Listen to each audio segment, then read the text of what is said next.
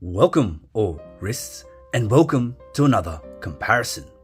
Here we have the Tudor Black Bay 58 Blue and the Seiko Save the Ocean SPB297. Both of these watches take design inspirations from their heritage and present themselves as great dive watch options at their respective price points. They both have blue dials, and we're going to take a look at their similarities and differences. Here are the dimensions and specs. The Black Bay 58 has a case diameter of 39mm versus the 40.5mm case of the SPB297. They have almost the same lug to lug at 47.5mm on the 58 and 47.6mm on the SPB297, with the same lug width of 20mm. The 58 has a thickness of 11.9mm versus a thickness of 13.2mm for the SPB297, and both have screw-down crowns with 200 meters of water resistance and share a 70-hour power reserve. To me, the dials exemplify what each brand has been portraying in recent years. The Black Bay 58 has a matte dial to really show off the one shade of blue, while the SPB297 has an interesting texture, similar to that of the white birch, but a more toned down version. Tudor plays it safe, offering a dial that is what you'd expect, a simple blue dial. Seiko, on the other hand, is seeing the effects of Grand Seiko trickle down, luring you in with detail as we see dark and light shades of blue come through its sunburst finish with depth through its pattern. Personally, I find the SPB297 much more interesting to look at. It maintains its colour in almost all lighting conditions, and its pattern helps to further emphasize the spectrum of blue. Although the Black Bay 58 has a unique blue to its dial, it becomes lost in low light settings, appearing dull and grey. While this adds some versatility to the timepiece, I'd imagine those looking for a blue dial would appreciate it looking blue in most situations. Looking at the hour markers, the Black Bay 58 takes on a traditional dive watch layout with a mix of circular and rectangular markers with a triangle at 12, while the SPB297 opts for a completely rectangular layout, like that on the 62 MAS. Both feature lume sitting on top of polished markers, with a broader profile on the SPB297, giving it a sportier and masculine look, compared to the thin frames of the Black Bay 58, which give it a sense of refinement and elegance. The hands on the Black Bay 58 sport the iconic snowflake handset and provide a nice contrast to the shapes found on its dial. The hands on the Seiko follow an idea of cohesiveness, continuing its rectangular theme while introducing pointed tips for accuracy when telling the time. The hands on the Seiko feature contrasting finishes with brushed and polished halves to help with its legibility, and while they are nice and flow well with the composition of the dial, I much prefer the hands on the Black Bay 58. Their distinct shape gives character to the watch and breaks up the boring dial, while making it extremely easy to differentiate between the hands. The Black Bay 58 has a blue aluminium bezel insert with a slight slope, while the SPB297 has a flat black steel insert. Where the Black Bay 58 lacks in colour from the dial, it makes up for it here. Its bezel has a subtle sheen, and the blue isn't overpowering. It adds a nice pop, but still maintains a subtle appearance thanks to its unique hue. The black insert on the SPB297 is simple, and I think black was the right choice here, as it allows the dial to stand out, which is the main draw of the timepiece. To emphasize this, the Seiko displays consistent bezel markings all around, creating a frame-like appearance, while the Black Bay 58 includes timing markers in one quadrant, creating an asymmetrical look. In terms of construction, the 58 has a thin cone edge bezel with small teeth, compared to the thicker bezel and larger teeth on the SPB297. The 58's bezel has a sleek design which flows into the case, whereas the bezel on the SPB297 has a more prominent look.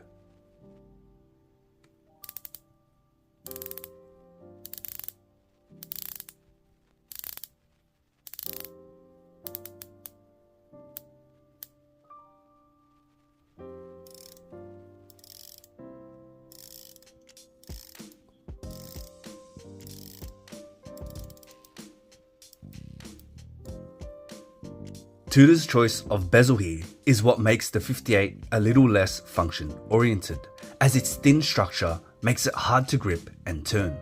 The Seiko, however, is easy to grip, which is a good sign if you plan to use it. Now, in terms of actual bezel action, the Black Bay 58 is the clear winner. It has this solid feeling where you know the tolerances are extremely tight with an amazing sound to it. You can feel it passing each notch and it's incredibly fun to play with. The Seiko has a decent action, but it's not even close. There's a slippery sensation when turning the bezel due to the amount of play between each point, and you kind of feel it sliding across the gasket. The tactile feedback isn't as great, and it does have a hollow sound compared to the Black Bay 58. Taking a look at the cases, you can see side by side the SPB297 has a darker tone to its steel due to its dye shield coating. Both watches feature circular brushing on the top of the lugs with polished chamfers, with the Black Bay 58 continuing its elegant design through its sleek lug construction and sharp high polish, while the Seiko works beautifully with its style composition with a more blocky look. The finishing on the 58 is much more refined with distinct transitions between its brushing and polishing. However, the way Seiko has constructed the case on the SPB297 gives it an extremely appealing side profile. It's streamlined and looks fantastic, and gives the blocky case a sleek feel. Both watches have solid case backs, relatively plain for the 58 and decorated with a Prospex wave for the SPB297. Behind these are two entirely different machines. The MT5402 is better finished, has a far more accurate rating than the 6R35, and is probably where a chunk of the price difference comes into play. While the movement of the 58 sounds better, there are some things to consider. Service costs will be far greater on the 58, and Seiko tends to inflate their accuracy ratings, often performing much better in the real world. But even then, the MT5402 exudes a level of excellence and precision that makes it a great value option. When we come to the bracelets, the Black Bay 58 has female end links versus male end links on the Seiko. Both feature a predominantly brushed finish with polished sides on a 3-link construction, and both help to emphasize their respective watch heads. The Black Bay 58 leans into its vintage aesthetics with faux rivets, showcasing the 58's heritage, while the Seiko highlights the architecture of the watch with its disconnected look and well-defined lines. Every link on the Seiko will also have pinholes, which I like, as it ties in well with the drilled lugs of the case. The clasp differs greatly here, with a minimalistic design on the Black Bay 58 and a bulky setup on the Seiko. Both have milled constructions with micro adjustments, but each have crucial flaws. The Black Bay 58 clasp feels better built, with ceramic ball bearings and refined components, but it lacks any other feature.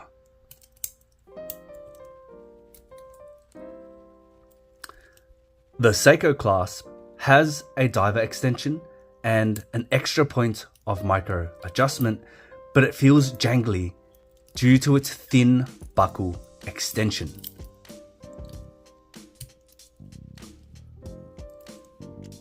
The extension is also an extension of the clasp, adding to the overall size and bulkiness. The crazy part is, for me, the Seiko has a much more enjoyable wearing experience. While it looks bulky, it contours with the underside of the wrist and feels great.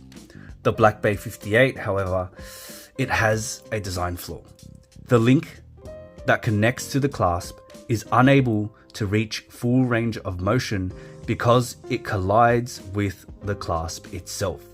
This effectively increases the overall length of the clasp area, making it protrude during wear and can often look strange. Now, this might not be a problem for those with larger wrists, but for my 6.5 inch wrists, it definitely feels very noticeable. Tudor can remedy this with a T-fit clasp, however, which I hope to see introduced to the 58 line in the future.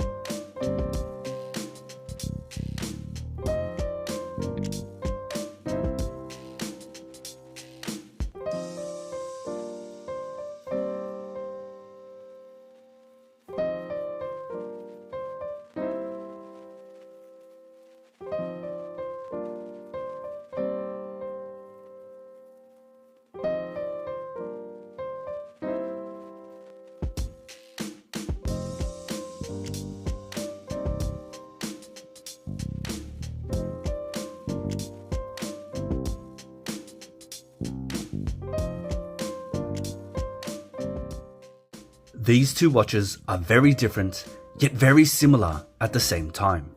Both have excellent design compositions and portray their heritage with a modern twist. They're great timepieces, offered at great price points. While there are other options available in their respective price categories, it can be hard to find something that offers as much as these do, with their link to heritage, robust construction, and mindfulness when it comes to details. Let me know what you think about each watch in the comments. If you liked the video, give it a thumbs up and consider subscribing for more watch content. I'll see you in the next one.